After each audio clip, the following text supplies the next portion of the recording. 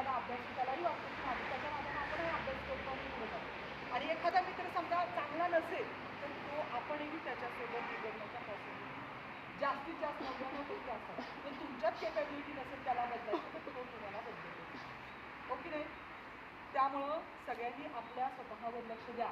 Maths day celebration करण्याचा उद्देशच हा असा. ॲक्च्युली उद्या संडे आला नाही तर आपण तो उद्या सेलिब्रेट करणार होतो, पण मंडेला पण मी तुम्हाला ह्याच्या संदर्भात जे आहे ते सूचना देईल. तर तुम्हाला जर शक्य झाल्यास तर तुम्ही काय करूया, मॅथ्सचे मॉडेल छोटे छोटे बघितले तू बनवले होते ना, तशा पद्धतीचं मॉडेल वगैरे बनवून किंवा अँगल वगैरे बनवून आणायचं असेल तर आपण छोटंसं एक्झिबिशन घेऊ तुमच्या इच्छेने करायचं असेल तर. ओके. आणि मॅथ्स डेच्या सर्वांना शुभेच्छा आणि उद्यासाठीच्या मी अगोदरच देते. आणि तुम्ही मॅथ्सवर इंटरेस्ट घ्या.